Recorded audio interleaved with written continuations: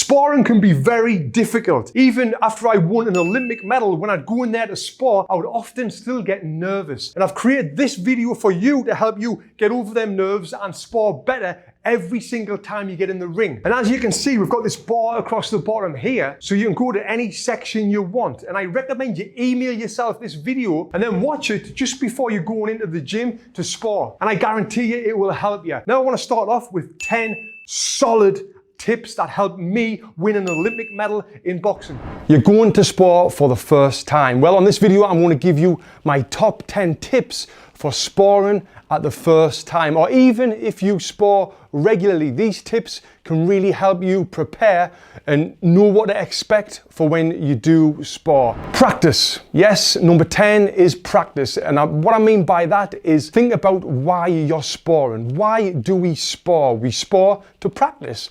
We practice because we want to get better. And that is what sparring's all about. It's all about getting better and learning while you're in there. We're not going in there for a fight. We're not going to try and knock our opponent out. He's not going to try and hopefully not knock you out. We're in there to learn and practice. So think about that. That is the ultimate thing here. We're going in there to practice and get better. Working on the basics of boxing. This is what you need to be doing when you're in there. You need to be working on the basics. Don't be trying to throw an uppercut with a pivot hook or trying with your hands down and look all flashy. Work on the basics, working on that jab, working on that 1-2, and working on that good footwork, because that's what's going to help you do what I said. Number 10 is practice. Practice on them basics, and the basics of boxing is what helps you get better at boxing. So don't get ahead of yourself and try and do anything crazy.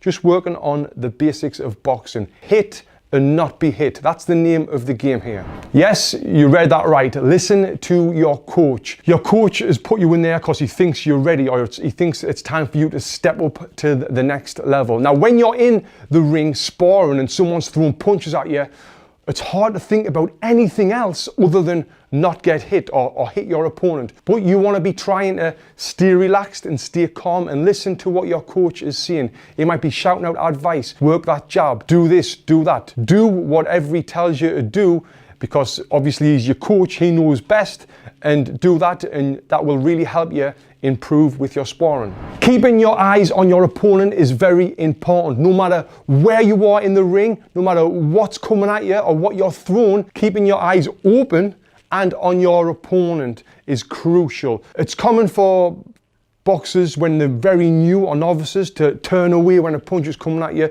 or cover up and put your head down. This is the worst position you can be in, because you don't know what punches are coming at you. So keep your eyes up and on your opponent at all time. I've done a full video on giving you tips on how to keep your eyes open. You can click the link below after this video, watch that and check out that video. But yes, you want to keep your eyes on your opponent at all time, no matter how uncomfortable it may feel. Breathing is one of the hardest things to do when you're in there. Yes, you heard that right, it really is. Yeah, we breathe every day, naturally walking around without even thinking about it. But when you get in the ring, the thing that we tend to do when we're unexperienced is hold our breath. Someone's punching you, you're holding your breath. You're throwing them punches, trying to hit someone, you're holding your breath. No, you want to breathe. Breathing is very important. Breathing and staying relaxed. Another thing I've done a full video on is breathing. So again, I'll put that link below. Watch that video giving you tips on how to breathe when you're in the ring and someone's throwing punches at you. But yeah, if you're holding your breath, you're going to get tired very, very fast. And you don't want to get tired when you're in the ring and someone's throwing punches at you. So yes, don't forget to breathe. Number 5, pace yourself.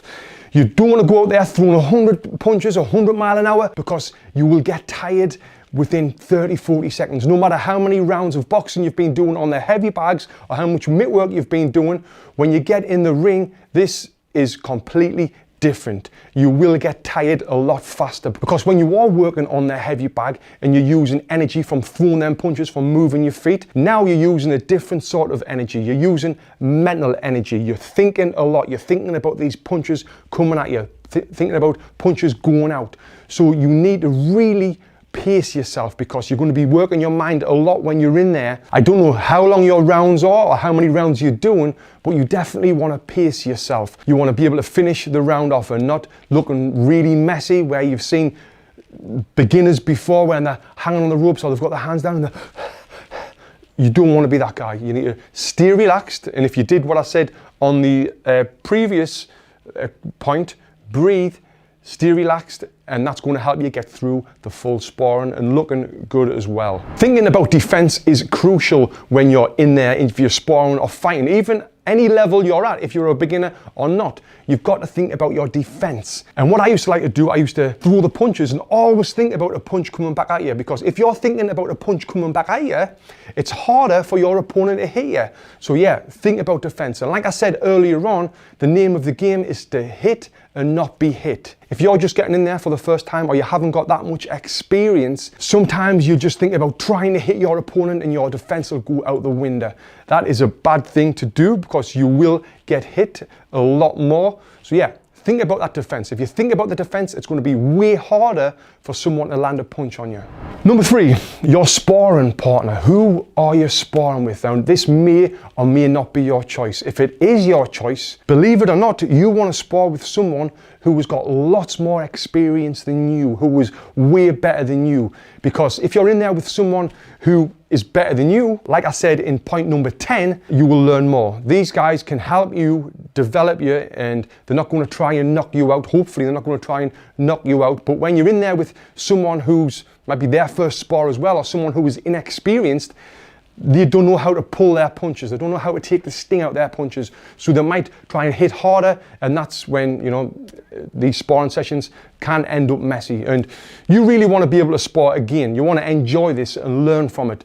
But if you're in there with someone who's a novice as well, and he's throwing bombs and you're throwing bombs, it'll get messy. Someone will get hurt, and you'll probably not want to spar again, or your opponent will not want to spar again. So if you are sparring with someone, it's always better to spar with someone with more experience than you. And the better the people you spar with, the better you're going to become. So when I say you might cry, I don't mean you might cry like that, but what will happen, a very good chance will happen, is your eyes will water.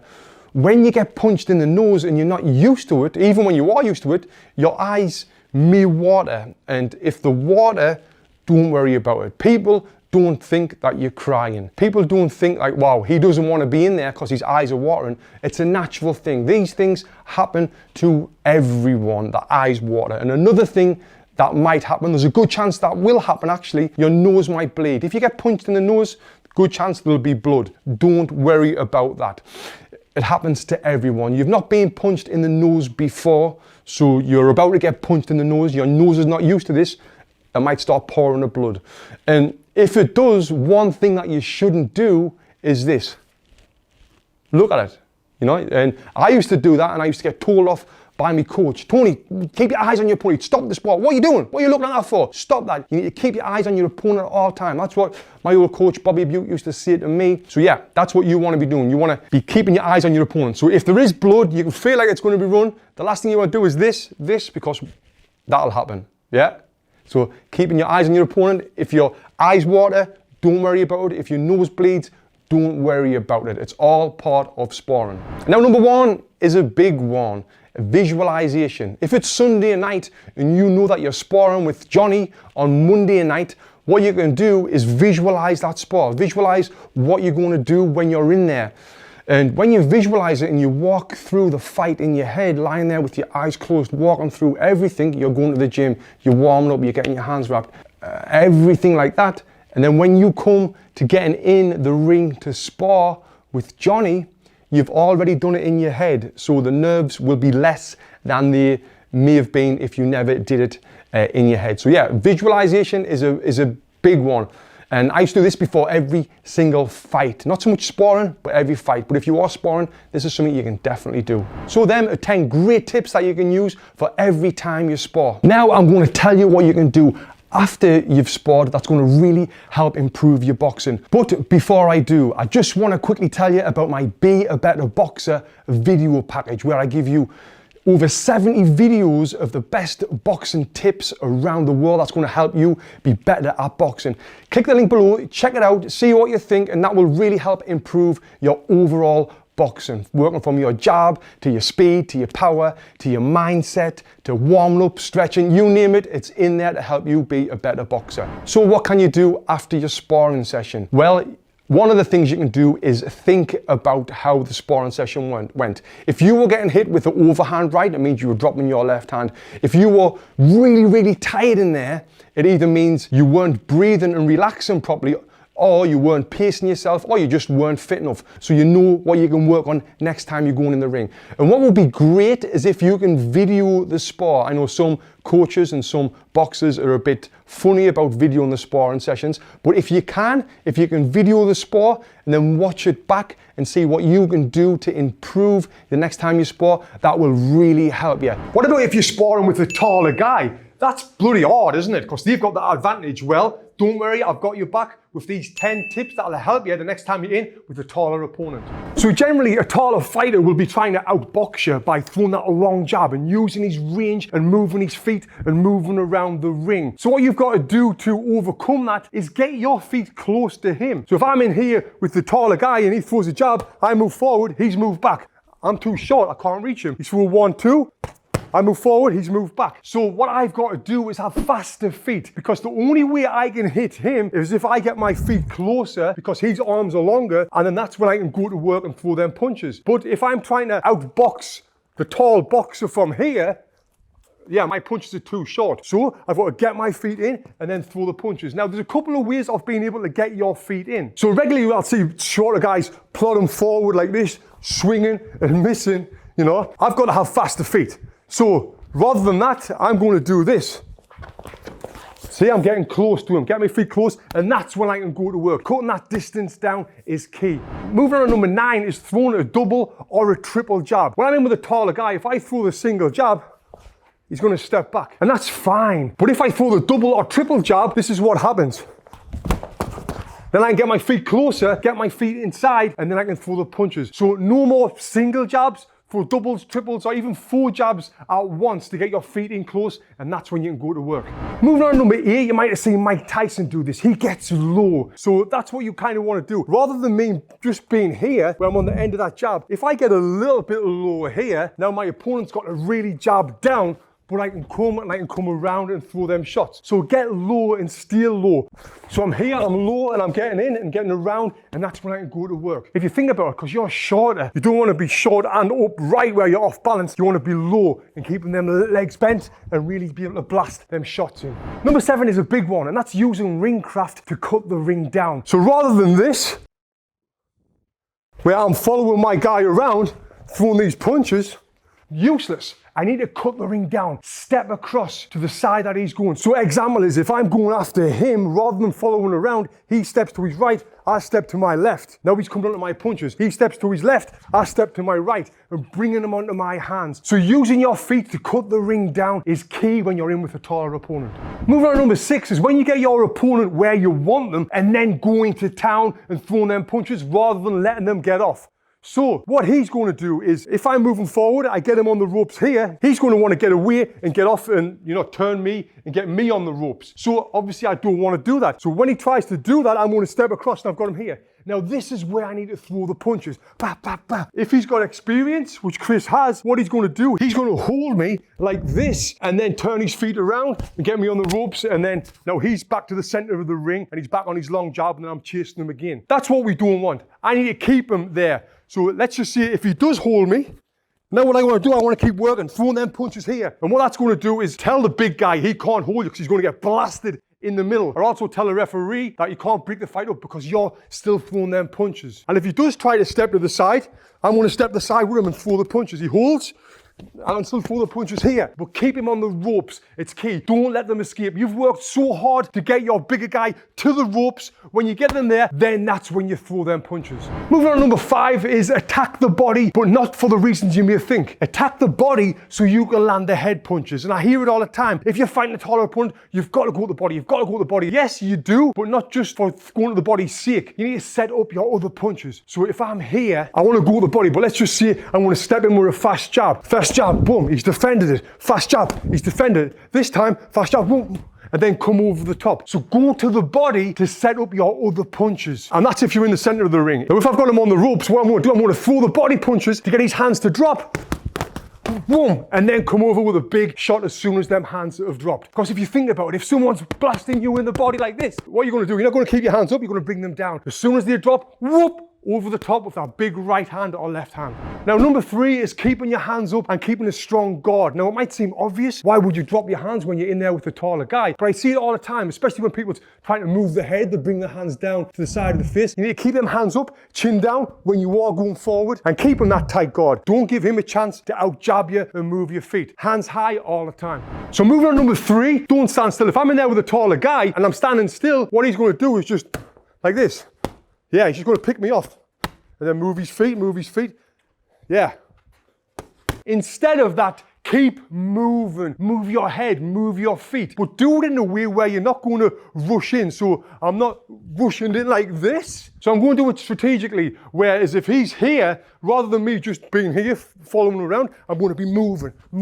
I'm out of range, but I'm moving because he doesn't know what's going to come. I'm here, moving with the feet. And then attack, but don't just stand still. Moving on, number 2 is a big one that lots of coaches don't teach, and that is being smart when you're in the clinch. Because the taller guy with the smaller guy always ends up inside. So rather than just standing inside like this, waiting for the referee to break, I want to work inside. So if my hands are on the outside, I want to try and bring my hand on the inside, then throw the punch. Bring my hand from the inside, then throw the punch. If I'm bringing this hand down here, trying to pull this one down, he's thinking about this side, he's forgot about this side, so whoop, boom, then come over the top. Be smart when you're inside. The way to get better at this is the same way as you get better at anything, is by practicing it. You could do a round with your training partner when you are just working inside, trying to get your hands in, throwing them punches. And that right there will really help you when you're in with a taller opponent.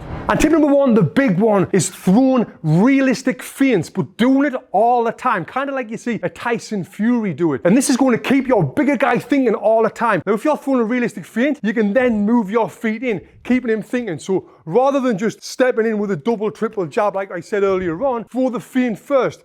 And then throw the double, triple jab, then get your feet in. If you're going to throw punches to the body, throw the feint first. If you're going to cut the ring down, feint with your feet. Feint one way and go the other way. I practice this in shadowboxing, on the bags, on the mitts, and in sparring. But you've got to be fast. Ideally, you never want to get punched when you're boxing. But that's just like saying, I don't want to get wet when I go swimming. You're going to get wet. You're going to get punched. But there's methods of being able to take a punch better, like these tips right here. This right here will definitely not help your punch resistance. It's stupid. Never do this. In fact, that will decrease your punch resistance. But on this video, I'm going to give you 5 things that you can do that will definitely help you take a punch better. You might have heard the phrase glass jaw and iron jaw. And some of the things here is what I did before I went to the Olympic Games as part of my training. Number 5. Seeing the punch come. You might have heard the phrase, the punches that hurt you and do the damage is the punches that you don't see coming. So how can you see a punch that is coming towards your face? Well, it might sound obvious, but a big thing is by keeping your eyes open. Often beginners or even people with a bit of experience, when someone throws a punch at them, the first reaction is to close the eyes and cower away from it. If you close your eyes,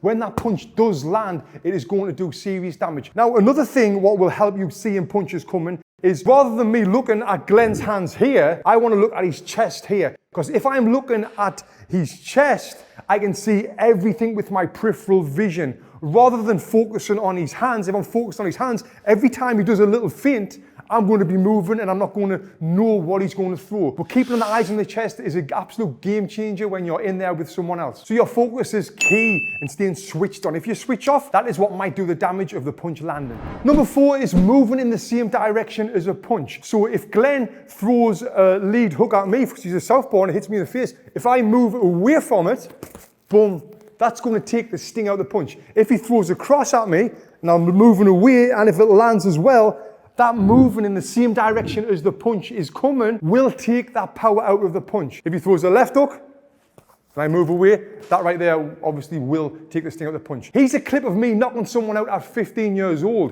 And if you watch what he did, he's kind of moving and he moves into my punch, which increases the power of the punch. And then that's what put him down. Number 3 is keep your mouth shut. And I don't mean keep your mouth shut outside by not being cheeky to anyone else. I mean keeping your jaw tight closed and clenched together. Now you can do this and stay relaxed at the same time. You might get and start tightening up your full body. No, keep your full body relaxed and just clench your jaw. Because if my jaw is open and Glenn lands a hook there, what that's going to do? Way more chance of my jaw breaking. So mate, keep your mouth shut. And you should have a mouthpiece in if you're fighting, which, you want to bite down on that and dig your teeth into that. Now the next one, which is a big one, is keeping your chin down. If I'm boxing like this or fighting like this and Glenn throws a rear hook, look, boom, it can go straight on my chin. If he throws a lead hook and this hand's down, straight on the chin. But now if I've got my chin down, now watch, he throws that rear hook, how can he hit me chin? Even if I'm here with my hands down, there's less chance of him hitting me chin. Yeah, it's going to hit the side of my head or the temple, which will do damage, but it's a smaller target. And if the target is smaller, there's less chance of us getting hit. So you always want to keep that chin down. And number one is develop the muscles in your neck. Get a stronger neck. If you've seen someone like Mike Tyson, how strong their neck is. If your neck is stronger, there's less chance of your head moving around when you get hit. The less your head moves around, the less damage it will do because it's not going to shake your brain. And that's where the concussions come in, when you get hit and your brain shakes around your skull. So developing them strong neck muscles will really help you do that. Being hit with a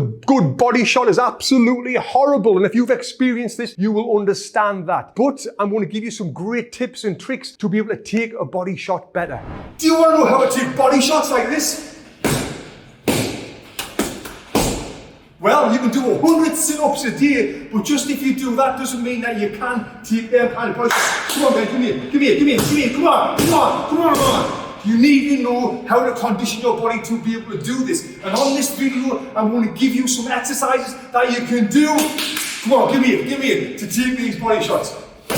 Yeah. Look at the state of your body now. The body shots that does the most damage is the ones that you don't see coming. Like me in my professional fight here, as you can see, the guy didn't expect that body shot coming. That's why he's on the ground and had done all the damage. If he's seen that punch coming, there's a much better chance that he would have been able to take that punch. So when you can see them coming, that helps you take the shot. But still, if you're just doing normal, regular ab work, that will not help you take body shots. You've got to condition your body to be able to do it by doing some of these exercises that I'm going to show you. So this is some old school training that I used to do with my coach. And yeah, at the beginning of the video, we went really hard and he was blasting them body shots in. I don't recommend that. But what I do recommend is standing with your hands up high and just tapping in your 1-2s.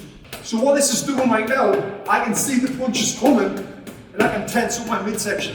It's conditioning my body to be able to do this. Now, what a lot of people will do, they'll be like, oh, holding the breath and not breathing. If I'm doing that, I'm going to get tired so fast. So you need to be able to condition yourself to do exactly what I'm doing here, where this is tight, but I'm relaxed. My full body's relaxed. I can even whistle. If you can whistle while someone's punching you in the stomach, like that will show you that you can relax while you're taking body punches. So now we're going to do a similar sort of exercise where I'm going to be hanging from the bar here. What this is going to do, it's going to take away my foot support. I'm not going to be able to plant my feet on the ground and tense up here. It's also going to work my grip strength and my upper body. So rather than just focusing on the core, now I've got to focus on the grip and the arms. And because I'm doing this, it's going to make it harder for us to relax as he's throwing them punches, which I've got to do, or I'll get tired fast. So here we go.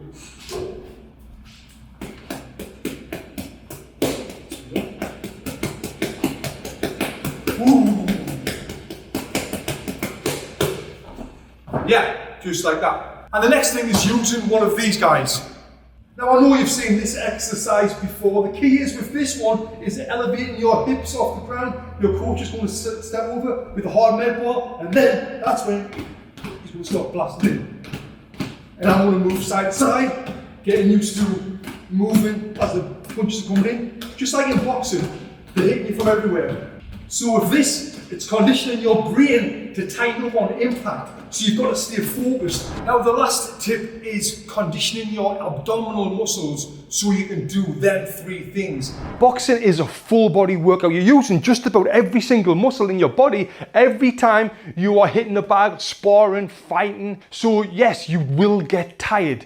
But after watching this video, I'm going to give you 4 ways to be able to reserve that energy so you can last longer in your training session. And the longer you last in your training session, guess what? You'll get more out of the session, whether you're training, sparring, or fighting. Number 1 is don't always look for power punches. If every punch you throw is a power punch, doesn't matter how fit you are, you're going to burn out fast and get tired fast. You're going to punch fast and light. Look for good technique.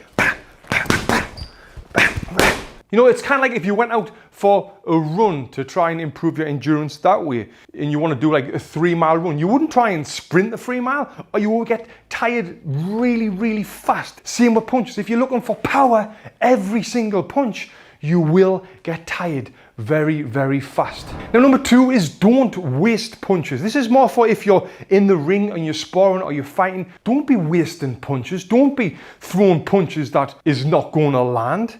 Don't be missing punches. You know, pick your punches. If you can pick your punches, you're not going to be throwing as many punches because it's hard to pick punches. But if you're picking your punches, I'm here, picking the punch. I'm here, I'm moving. Picking the punch. Rather than wasting punches if you're training on a bag.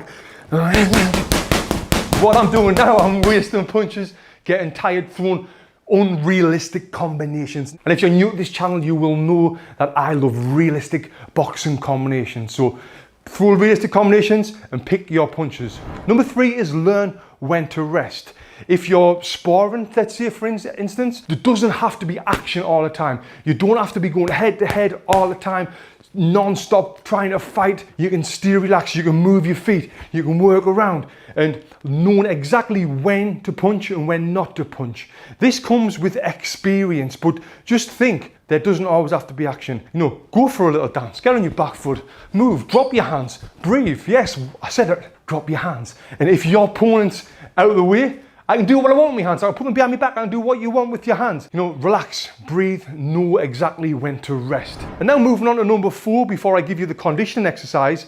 Number 4 probably links with all of the other 3, and it's probably the most important, which is breathe. Know when to breathe. Now you might be thinking, Tony, what are you talking about? I breathe all the time without even thinking about it. Yes, you do. But guess what happens? As soon as you get in the ring, or as soon as you're on a heavy bag and you try to punch hard, 9 times out of 10, especially when people are new to boxing, they'll start holding their breath.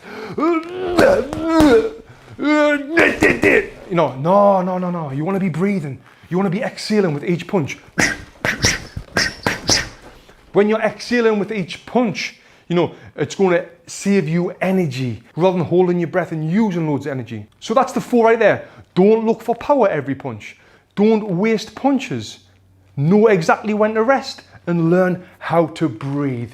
Them 4 things will help you save so much energy next time you're boxing. But even with them 4 right there, and your boxing conditioning is not good, you will get tired. So you need to improve your overall boxing conditioning to be able to go longer in the ring. And when you do, them will help you amazingly. So what is the best thing you can do to improve your conditioning for boxing? Well, it is box. Yes, you know, everyone's trying these new fancy things, these new fancy exercises or pieces of equipment, but you can't beat boxing to get better and fitter at boxing. Hitting the heavy bag. If you can hit a heavy bag for 8 3-minute rounds with a 40-second rest, you are in great shape. If you can build up to hitting the heavy bag for long periods of time with a shorter rest, you're going to improve your conditioning. Now, if you're new to boxing, 8 3-minute rounds is ridiculous. Go for 4 2-minute rounds with a 1-minute rest in between. Once you start getting comfortable at that, a couple of weeks, then you can slowly increase it. 6 2-minute rounds, 8 2-minute rounds, 10 2-minute rounds. Then you've mastered the 2-minute rounds. Let's go to 3-minute rounds. We'll do 4 3-minute rounds with a 1-minute rest. Build that up. and then start shortening your rest time in between. And that right there, my friend, will definitely help you get fitter at boxing. You've heard the phrase speed kills, right? Well, if you can master your speed, you will do much better in sparring. Here's some tips so you can punch faster the next time you're in the ring. When you're looking for power punches, you generally lose the speed like this. Now there he was lunging, but he wasn't. And then that goes the other way as well. When you're just looking for speed, you generally lose the power like this.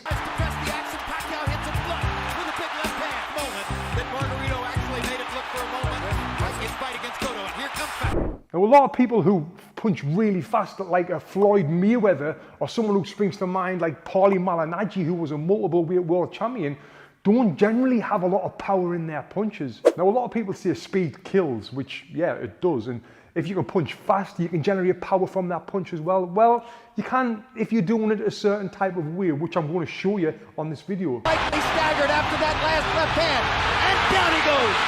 Solid left hand. And then you've got someone like Big George Foreman, who was the most powerful puncher of all time. His punches were pretty slow. But out of the 76 fights he won, he knocked out 68 people. That is a whopping 84% knockout percentage. But like we've just seen Big George doing there, punching hard doesn't mean you've got to punch fast. So which one would you rather be? Would you rather be the speed puncher or would you rather be the knockout puncher? But just because you've got so much speed or so much power doesn't mean you're going to have so much success in boxing, because it's all about the brain and how smart you are in the ring. You could be the fastest puncher in the world, but if you've got a low boxing IQ, you know, it's pointless. You could be the hardest puncher in the world, but if you can't land that punch, what's the point? Now, the key in boxing is to be able to punch fast and hard, but also have a great defense, but also have good footwork, and also have good reactions. Oh, also have great stamina. But right now, I'm going to get my gloves, put them on. I'm going to give you 4 tips to be able to punch faster. I'm going to give you 4 tips to be able to punch harder. And at the end, I'm going to give you a tip that will help you punch harder and faster at the same time. And then you can decide what wins, speed versus power. Now, these speed and power tips can work with just about any punch from either hand. First, let's talk about the 4 tips to be able to help you punch faster. Now, the first one is something that Floyd Mayweather used to always do. And it would be, rather than throwing his jab or his punches from here, like this, which is still pretty fast, what he would do, he would have his arms out a bit here. Now, if my arm's here, it's got less distance to travel from there to there than it would have from here all the way there and all the way back. So if it's got less distance to travel, guess what? It will get there faster, just like this. From there, arms are out, even my right hand's out. Look at the speed of that.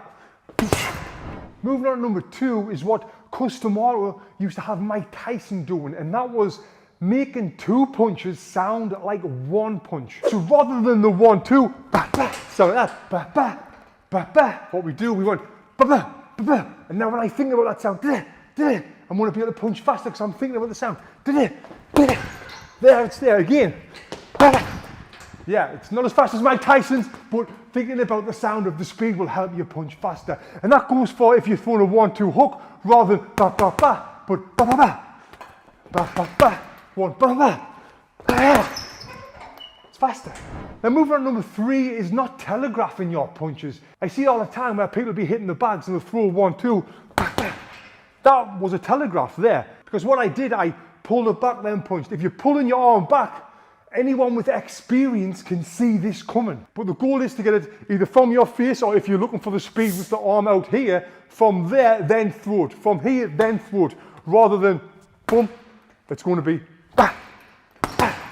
No telegraphing. I've done a full video showing you how not to telegraph your punches. Watch that one next after this.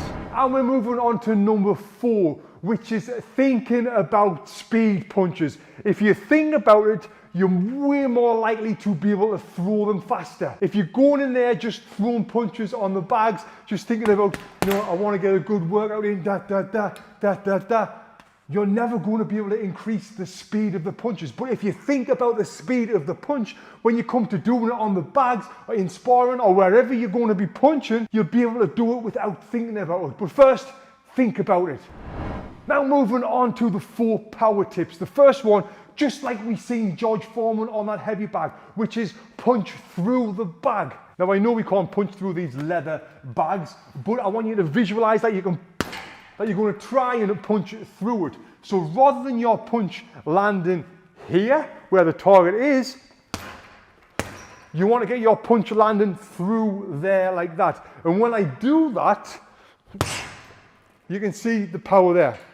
And that goes for any punch. With the hook, rather than like this, I want to punch through, so my arm goes through it, and it'll go like this. And you see the power increase there. Same with the uppercut. Rather there, I want to punch through it, and the power increases. And get into good habits by thinking about this every time you're punching the bag. You'll end up punching through the target without even having to think about it. Now moving on to number 2 is this. A tight fist. And have hand wraps on. I haven't got wraps on, you should always have hand wraps on. But have a tight fist, keeping your full body relaxed here, but a tight fist when you throw that punch, and the punch will be stronger. If you focus on that really tight fist, but relaxing your full body, I guarantee you'll see an instant increase in power. But you need to stay relaxed when you do it. Like there was a very tight fist, and look at the bag, it's swinging everywhere.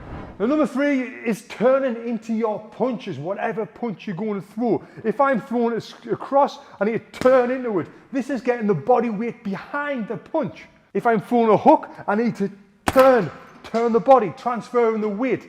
So when I'm standing here, the weight's 50-50. When I turn into a cross, that's transferring my body weight behind the punch, and it's putting 60% of the weight to my front leg. Now from there, I'm going to throw the hook, transferring the weight back. Transferring that weight will help you increase the power into the punch. And number 4, before I show you how to get speed and power into the punch, is don't push your punches. I see this all the time. People will be looking for power and they'll throw it. That's a push. Yeah, the bag's swinging because I pushed the bloody thing. I didn't punch it. And it's the same with hooks. No, mate, that's pushing.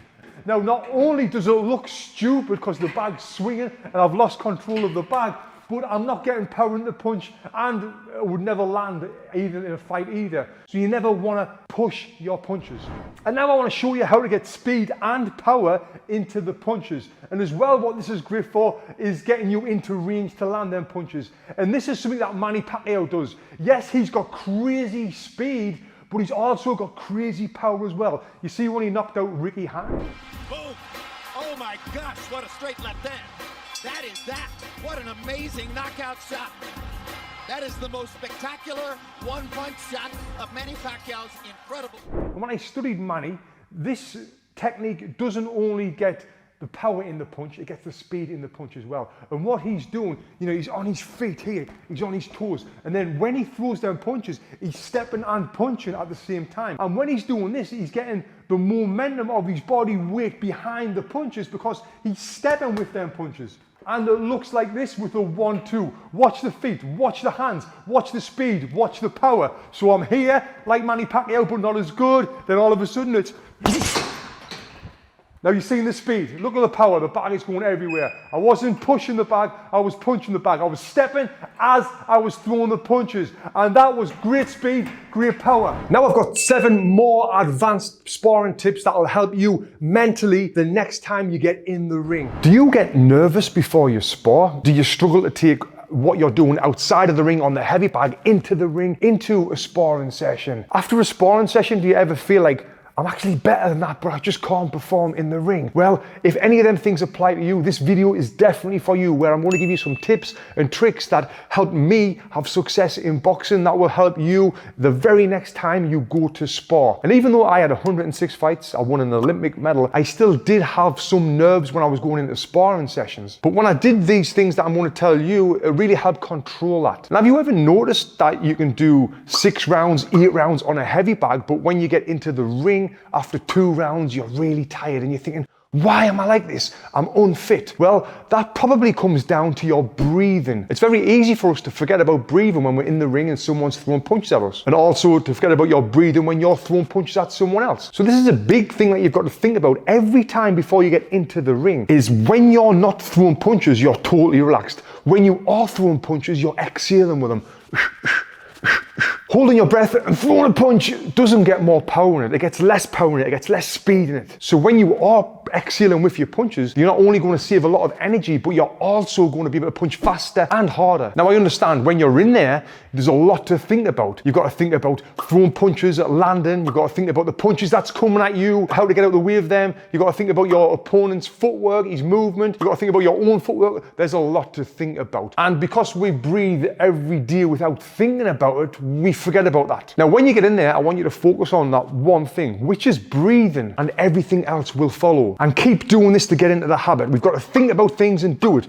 Think about it, do it. Think about it, do it until we can do it without even having to think about it, and it'll come natural to you. And once it becomes natural to you without thinking about it, you'll be able to last longer in the ring, which then you'll be able to focus on transferring the things you're doing outside of the ring into the ring. Now, if you feel like you're in with someone who's hitting you too much, you might have a great jab and you just can't get out of the way of his bloody jab. What I want you to do next time you spar with this person is just think about defending that jab. If your focus is on someone's jab, there's way less chance of them being able to hit you with it. And then once you've started defending that jab, which you will do because now you're thinking about it, then you can start adding in the counter punches. Now, depending on you and your ability, you might be able to do this within one round where, yes, you thought about the defense, you're defending the jab, now it's bop, defend, come back. Or it might take a number of sessions for you to be able to defend the jab, then come back with counters. But the first thing is thinking about that defense. Now, this one can be difficult depending on what gym you're at and how open-minded your coach is, your sparring partner is. You should actually send your coach this video and ask him what he thinks about this point what I'm about to say right now. And that is when you spar,